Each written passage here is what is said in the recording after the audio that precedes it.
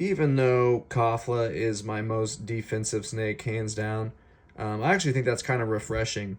Most of my snakes are really calm, and that's awesome. I mean that's cool. It makes working with them a lot easier, but it also has the potential to make, I feel like, if you're a keeper and you've got a bunch of venomous snakes that are all calm, then you might start to get a little more lax than you maybe should. So I personally think it's a little bit refreshing to have a little psycho in the collection. Look at those eyes. I mean, just diabolical. There's no good thoughts happening in that little noggin there. But an absolute stunner. I mean, I just think she looks great. I don't see why there's not more hype with the flat nosed pit vipers, the ashy pit vipers. I think that they're one of the more interesting of the Indonesian arboreal vipers. And then you have this sweet little angel. This is Hanzo, my Central American eyelash viper. And yeah, he's a tender little guy. He just stays perched most of the time and has not really caused any kind of commotion or given me any sort of issues, really. He's got the nice lashes and he's been eating great for me. This is Bothriechis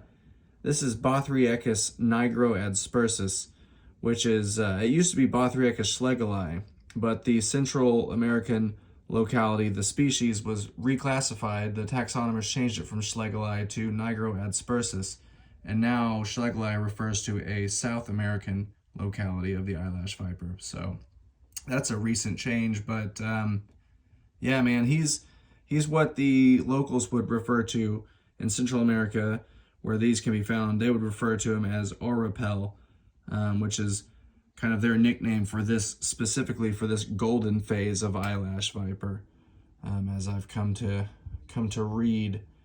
But he's awesome. He's very very sweet and very small, but doesn't miss a meal. And you know, a yellow snake with a little yellow tongue and a little yellow submarine. So Kafla's not my only defensive snake. Asajj here is pretty feisty herself from time to time. Like right now, she's in a defensive posture. She's not too pissed, otherwise she'd be huffing pretty loud. They huff and puff, that's why they're called the puff adder. Now the rest of the Bitis genus, they do the same thing, but the puff adders, man, they huff and puff super loud. And that's just a warning. Get the hell away from me or I will ruin your life. And they certainly will. But I'm proud of this little lady. She's a neonate, and it can be tough getting the Bitis genus, some of the babies to feed consistently when they're born. And I was having that issue. I was not able to get her to consistently eat, and she wasn't eating for a little while there, and after too long she had to get something, so I had to assist feed her a few times, and that is very risky, and I wasn't stoked to have to do that, but it paid off because now she is eating independently and consistently on her own. So very excited for the growth rate. And while they are members of the Bitis genus, they could not look widely different than their close relatives, the Gaboon vipers and the Rhino vipers. Their pattern is very much different. These puffs have the chevrons, and the Gaboons and the Rhinos, they have more geometrical shapes and things like that. There's some similarities in the face there. The puff adder has a lot of the same striping as like the Rhino viper has near their eyes there, but other than that, pretty widely different looking snakes. And I don't know if you can see this, but on top of their head, they have a nice little teddy bear shape, which, can be more pronounced on different specimens. It's not as dramatic and obvious as it on Asajj here as it is on some of the puffs that I've seen, but that's a neat little thing about the puff adders that I really enjoy. But I'm very excited now that she's consistently eating to see her growth rate. Vivian here just got finished with her weekly soak. I left her in there today a little bit longer than usual because, as you can see, she is in shed. She is in the blue phase of shed, which is they get like this milky layer of fluid between their new skin and the old skin, the top layer that they go to shed off. And that's what causes that blue coloration to the eyes. That's also what kind of dulls the coloration of their pattern on their body there. But I think, when she drops this shed, I think a lot of this blue and pink and purplish kind of coloration here on her body on the sides, I think those colors are going to be nice and bright, and I can't wait to see how they look as she continues to grow and continues to shed. It's going to look a little bit better with each shed cycle, I hope. She already looks really nice, but yeah, I just have that strong feeling she's going to look real nice, Clark, when she matures. And then hopefully I will mate her with Cirque and we'll get some Gabino Vipers. Hopefully. We'll see. It's ambition, but slowly but surely, hopefully we'll get there. What a little babe, though. She doesn't just look nice. Her temperament is very nice. I mean, the Bitis snakes are known, the rhino and Gaboon vipers in the Bitis genus are known to be really docile. So much so, there's several different reports and documentations of children finding these things or stumbling upon one somewhere in Africa and picking them up, not knowing what they are, just thinking there's some random snake and, carrying them around, showing them to their friends, whoever, and not getting tagged. That's how reluctant these snakes are to defend themselves and strike. But that's not to say that you should go pick one up. Definitely not. This would be one of the last snakes that you'd want to free handle. Those are just freak, lucky circumstances. They also have the largest fangs in the world and an incredibly toxic venom that will rot your flesh. So not only are they giving you a huge dose, and they have a very high venom yield when they bite. They're giving you a huge dose of that venom, but they're also delivering it really deep into your muscle tissue, and it's just bad. It's just a bad bite. You're looking, best case scenario, an amputation. Here in the States, even with anti-venom, you could potentially die. I mean, it is a kill bite. It is that toxic. The Gaboon viper, the puff adder especially, and even the rhino viper.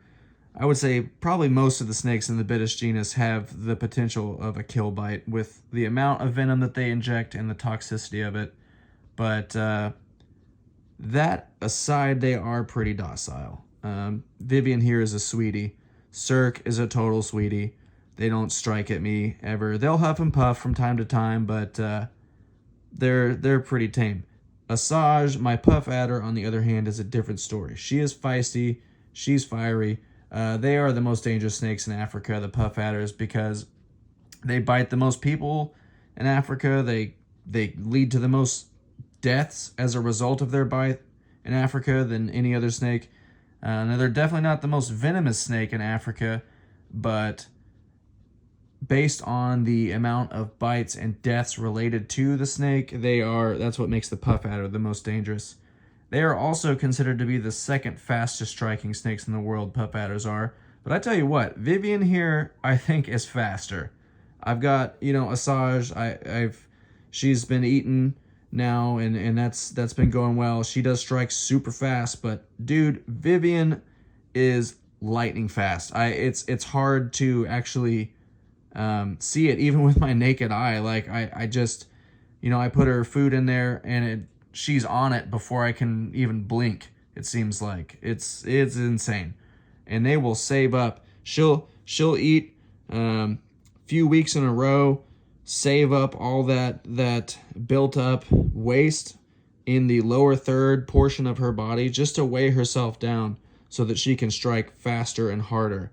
That's what they do in the wild. They're ambush predators. They'll sit in some leaf litter. The Gaboon vipers here being especially effective with this method, as their camouflage is very much like a bunch of dried, dead leaves on the forest floor. So they blend right in. A mouse is going to come by. They wait up to 2 months at a time for something to come by. Perfect moment. They just launch out with the most ferocity. I mean, Vivian and Cirque both, they strike super hard, super fast. It's quite intense. I love it. I love feeding them. Their feeding response is great, and yeah, I mean her temperament is great. Her colors spectacular. I just love these Bitis snakes. I think it's a really great genus, and you know, they're true vipers, old world snakes. They don't have the heat-seeking pits. They're terrestrial, so they're ground-dwelling, and they're very stationary. They're like a ball python. They're like a venomous ball python, essentially, with a life-threatening twist if something should go awry. But excellent. I get that a lot of people think that they're overhyped. They're readily available. They're not very expensive because the litters of babies that the parents have are massive. There's a lot of them that come out, so they're pretty disposable, I guess you would say, in the market of venomous snakes. And I think that kind of leads to a lot of the hate that some of these snakes get. But they're also super popular for collectors, and like there's a reason why. They're spectacular. That pattern is crazy, and their docile nature just makes them, I think, one of the safer species to responsibly keep. I will say responsibly keep. If you're irresponsible, there's not a safe species to keep. If you're responsible, this is not an athletic species. Like I said, they're pretty stationary. They're docile. So yeah, and again, not very expensive. That's why people love them. Aside from looking great and being pretty calm, they're pretty easy to work with, to manage. The husbandry of them is not super difficult. The rhino viper is a little more intricate, but for the most part, pretty simple stuff. But you don't let down that guard, because when they have a problem, they explode, and it's bad. It's intense. So if you get tagged, I mean, here in the United States, even with antivenom, even with an amputation, you could still very well die. So yeah, always to be respected, the Bitis snakes. And here's my sweet boy, Cirque. He is something special, man. I don't have a favorite in my collection. But it's Cirque. It's gotta be Cirque. It's not, but it is, if that makes sense. I mean, this dude, he is just cool as a cucumber. Vivian huffs and puffs. She doesn't really strike at me, but she will huff if she gets irritated. This guy doesn't even huff and puff at me. He doesn't strike at me. He just kind of cruises around, looking great, being great. He eats great. He's still a juvenile, but these colors, I mean, how can you beat it? The temperament is awesome, and I have had zero issues with him. Bitis nasicornis, the rhinoceros viper. You would think that Bitis rhinoceros would be the rhinoceros viper, but no. Vivian is Bitis rhinoceros, the West African gaboon viper, and the actual rhinoceros viper is Bitis nasicornis. But dude, these things are slept on. Everyone talks about gaboon vipers, but look at that pattern. I mean, look at the horns. They get the biggest horns out of any of the biggest snakes, Bitis snakes. That ghost on the head, just amazing. And like I said, with his really cool and collective temperament, it's just a dream snake of mine to actually be able to own and interact with, and it's been nothing but awesome so far. And just like with the gaboon viper, using, not free handling, not using any crazy tactics with him, being safe, using the appropriate tools and all that good stuff, because his venom is almost as toxic as the gaboon viper. It has some different components in there. There's the documentation of neurotoxic properties being present in the rhino viper's venom as well. There's been several studies conducted on that and some evidence that strongly does suggest that that is accurate. So some might say that it's more toxic than the gaboon. I don't really know. They're both bad. They're both bad bites. But that temperament is just great. They're real calm, and man, look at him. He's beautiful. That is an insane looking snake. The blues on the bottom there, the reds, the yellows that come through on the little diamonds that the shapes of the pattern form there. The yellow, the butterflies, so to speak. They're called butterfly vipers a lot because they have these butterflies on their back. But there's no filter on that. I mean, that's literally what he looks like. Those are his colors naturally. And I will say different lighting, of course, he's going to have some different hues and stuff like that. But this is as raw video as it gets. And also, I like the tall shot better than the wide shot for this type of stuff. I think you can see more. Zoom in or look at it on your phone. I don't know what to tell you. But, yeah. Ultimate Lord. Ultimate Lord. This is the Lord of Lords in my snake collection. And look at him, too. He's just so carefree. He really is cool as a cucumber. A very vibrant, almost rainbow-colored cucumber with horrible venom. But a great attitude, so, you know, it works out. But be safe. Now, of course, it is very hard to top this little lady right here. She's not so little anymore either. She's only about a year old, so I think she's going to get pretty big. Iswool, my Komodo Island pit viper, she was my first venomous snake and has just been nothing but awesome the whole time I've had her. She has had zero issues, and I think a lot of the reason that she's had zero issues is because the breeder that I got her from took a lot of time and put a lot of effort into establishing her before selling her to me. So that's one thing that I can recommend.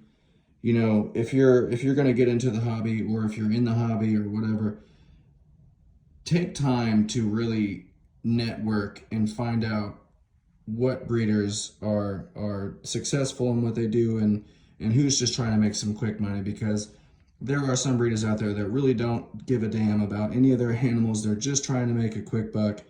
And the breeder that I got Isabel here from, she cares a lot about her animals, and it's very obvious, and it has been the whole time that I've owned Isabel here.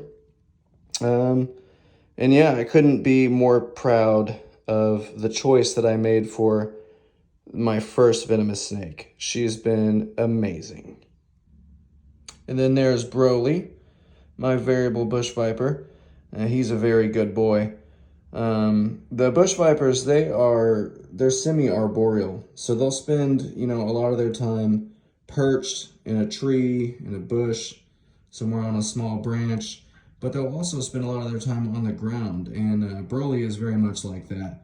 You know, most of the time when I see him, or I should say half the time really, when I see him, he'll be coiled up behind his plants in his enclosure, and that's mainly during the day.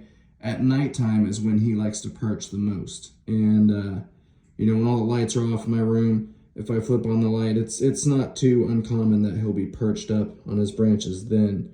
So, yeah, these are another example of a really popular snake in the venomous keeping hobby. A lot of people seem to keep these as their first venomous snake too, which I don't really know if that's the best option. I mean, they are not the most toxic snakes out there, but they do still have a pretty toxic venom, and there is no anti-venom for these.